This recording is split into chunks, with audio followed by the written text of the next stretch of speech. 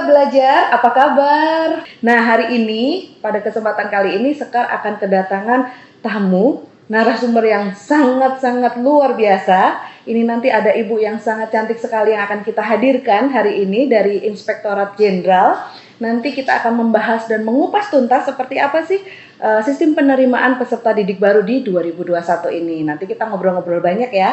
Sebelumnya, Sobat Belajar jangan lupa untuk langsung mengunjungi YouTube channel dari PAUD Dikdasmen, Ditjen PAUD Dikdasmen. Di sana teman-teman bisa langsung mendapatkan segala informasi dan tayangan-tayangan video siniar terbaru dari podcast Ditjen PAUD Dikdasmen. Dan jangan lupa untuk bergabung bersama 50.000 lebih followers yang sudah memfollow akun Instagramnya Ditjen PAUD Dikdasmen. Nggak usah lama-lama ya, kita langsung nih bertemu langsung dengan ibu yang sangat luar biasa. Tadi Sekar sudah ngobrol banyak nih sebelum acara podcast ini dimulai dengan Ibu Dr. Katerina Mulyana Girsing. Apa kabar Ibu? Selamat pagi Mbak Sekar. Sehat selalu. Sehat selalu. Ini bagaimana bisa menjaga auranya tetap positif dan tetap semangat dan tetap happy terus ini Bu di tengah-tengah masa pandemi ini? Malah justru kita harus semangat terus, harus happy supaya virusnya nggak mempan di tubuh kita. Ya, jadi untuk penguatan antibodi pertama harus selalu bahagia. Harus bahagia ya Bu ya. Boleh disapa dulu Sobat Belajar di seluruh Indonesia, Bu Catherine. Halo Sobat Belajar, salam integritas dan semangat pagi. Harus semangat terus. Salam integritas dan semangat pagi. Seperti apa itu Bu salam integritas? Ini hal yang baru nih, yang baru didengar sama Sobat Belajar. Salam integritas, bahwa integritas itu harus terus tumbuh di dalam setiap peserta didik kita ya, para siswa kita, karena karakter yang baik, karakter yang memiliki integritas adalah satu-satunya syarat ya untuk menjadi manusia-manusia yang sukses nanti.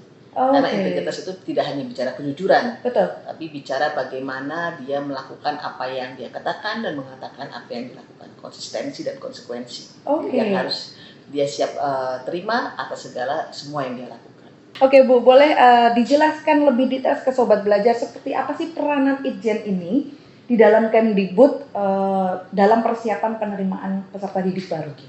Yang pertama, peran Itjen adalah lebih difokuskan pada saat ini untuk semua ya, untuk semua tugas kami itu di pengawasan.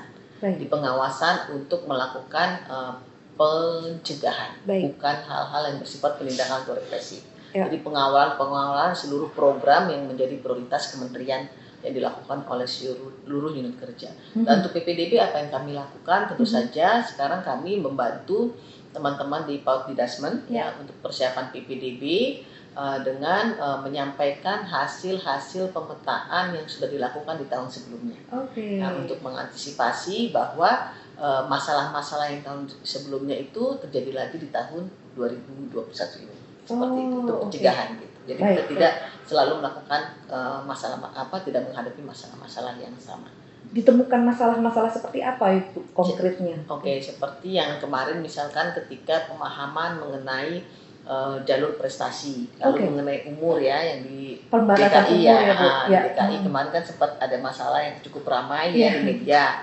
Nah, viral ya Bu. Lalu bagaimana kita mengawal supaya kebijakan yang berubah di 2021 ini benar-benar dipersiapkan oleh pemerintah daerah. Saat ini kebijakan yang sangat baru adalah bagaimana melibatkan sekolah swasta dalam PPDB yang sebelumnya tidak dilibatkan. Yang sebelumnya tidak dilibatkan gitu ya. Nah, ini kan pemerintah daerah kan harus melakukan persiapan sebelum pelaksanaan PPDB-nya karena sekolah swasta itu kan harus dijajaki kemungkinan kesediaannya untuk dilibatkan. Tapi bersedia ya Bu ya? Harus bersedia. Jadi kita memang memberikan kriteria apa sekolah-sekolah swasta yang dapat dilibatkan gitu ya, dan pemerintah daerah khususnya kemarin kami sudah koordinasi juga dengan DKI juga banyak meminta saran masukan untuk kebijakan juknis PPDB 2021 ini gitu ya, sehingga langkah-langkah persiapan itu jauh lebih matang di tahun sebelumnya. Kebijakan yang digunakan itu kan kebijakan yang sejak tahun 2017 ya Bu, yang ada 4 pilar itu ya Bu ya. Ada zonasi, prestasi, kemudian afirmasi dan perpindahan orang tua seperti itu. dari sekian pilar ini kan yang selalu dibahas adalah masalah zonasi, Betul, iya. gitu Bu.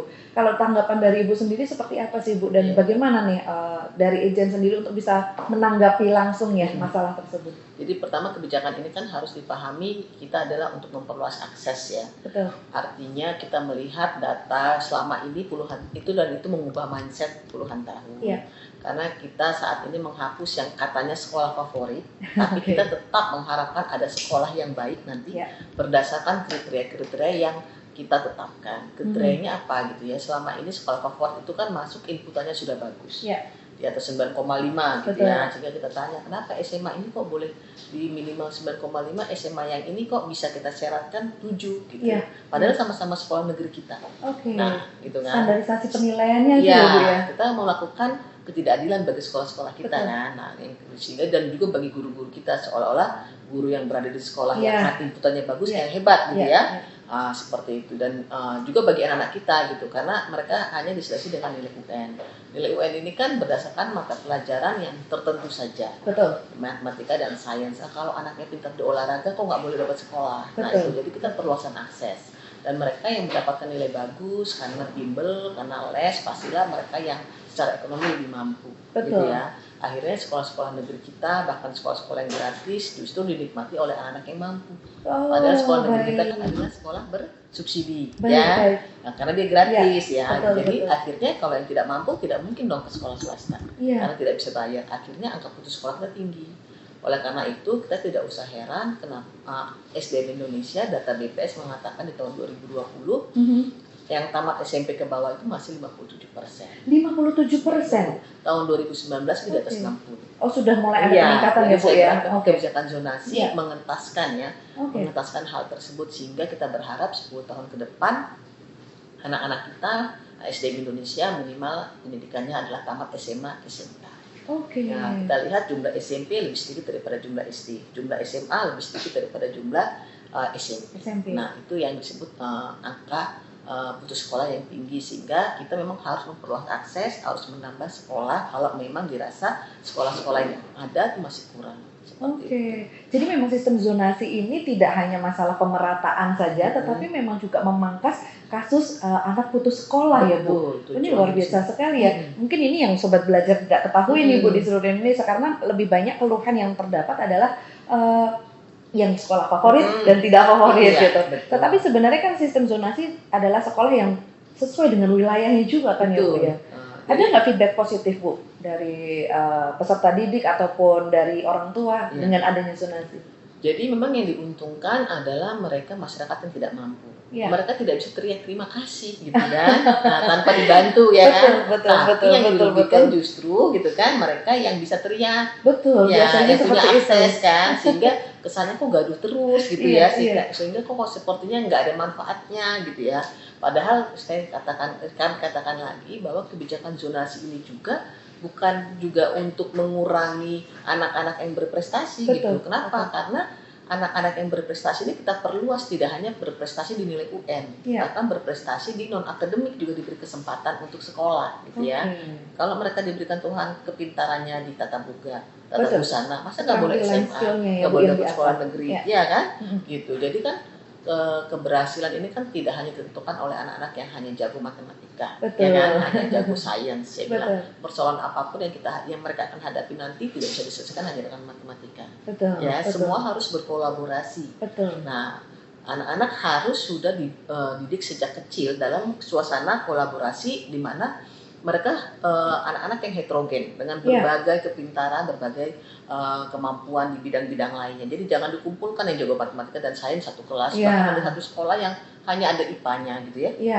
Sekolah gitu. Jadi itu yang kita harapkan ya, bagaimana membangun kolaborasi sejak dini sehingga anak-anak tidak dieksklusifkan, tetapi mereka harus inklusif layanannya. Karena suatu saat tuh mereka harus berkolaborasi dalam melakukan tugas-tugas kan. Untuk menjaga kompetensi mereka agar mereka bisa bersaing kan ya Bu ya. Baik nasional ataupun internasional.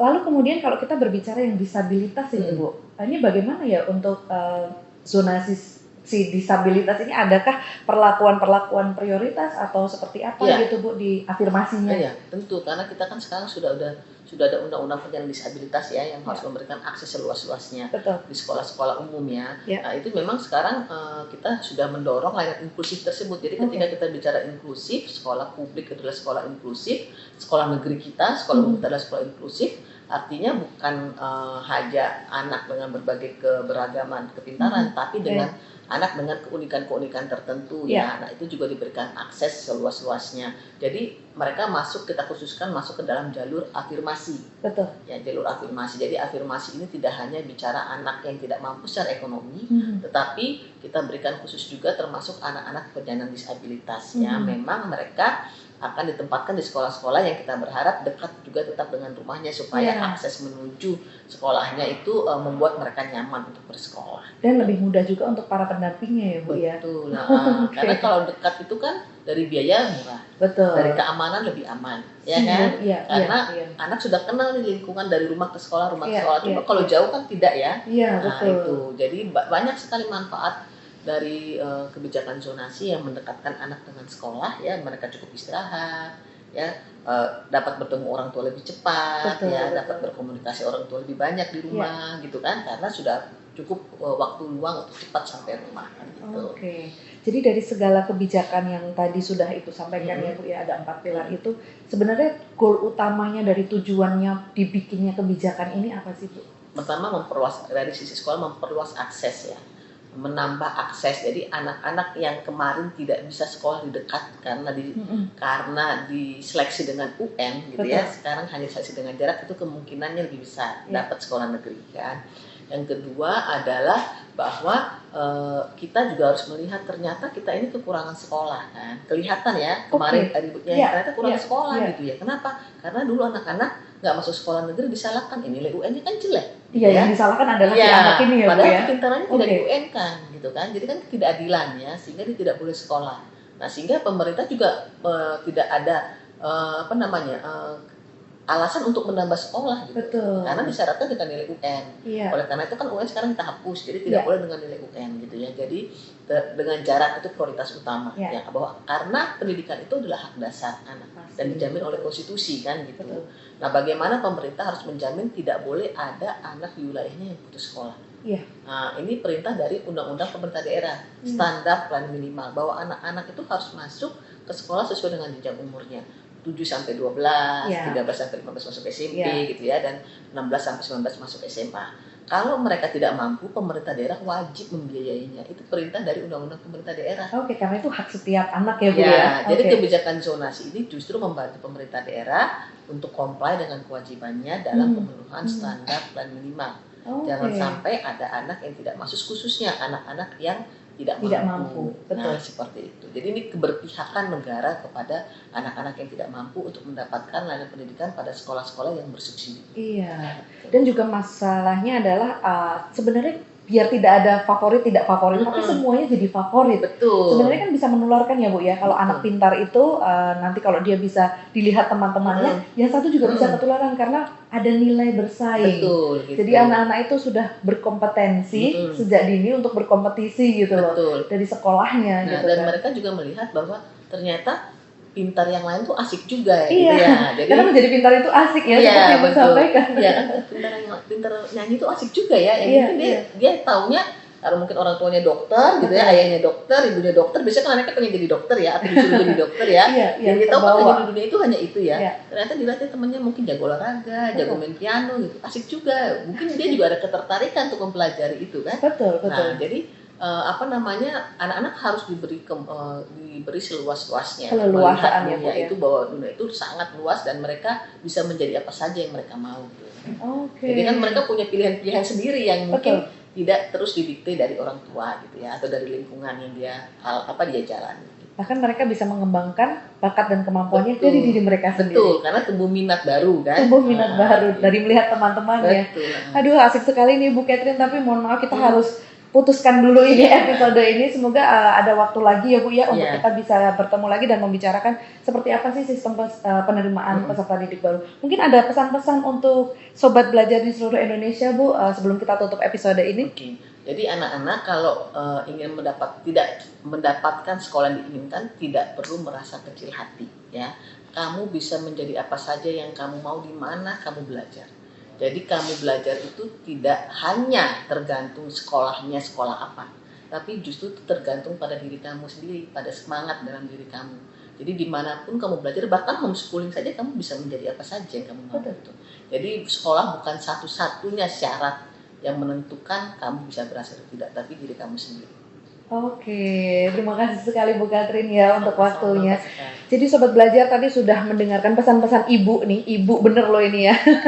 Mendengarkan pesan-pesan Ibu bahwa kalian tidak boleh berkecil hati. Semua regulasi atau kebijakan yang sudah dipersiapkan pemerintah, khususnya Kemdikbud, itu untuk kepentingan dan kebaikan kita semua. Jikalau memang ada rumor-rumor atau hal-hal yang tidak baik atau apa, bisa langsung ditanyakan ya, menuju ke Dijen PAUD Dikdasmen atau bisa langsung menuju ke Ijen Kemdikbud. Karena memang 24 jam ya Bu ya, siap untuk melayani. Gitu, seperti itu. Jadi Sobat Belajar, sampai ketemu di episode selanjutnya. Kalian tetap semangat ya menjalankan rutinitas sehari-hari, tetap jaga imunitas, makan makanan yang bergizi, secukupnya saja. Kalau tadi pesan Ibu Katrin, jangan ada yang berlebihan, dan tetap bahagia, karena itu adalah kunci dari menjaga imunitas. Saya Sekar pamit undur diri, sampai ketemu Sobat Belajar.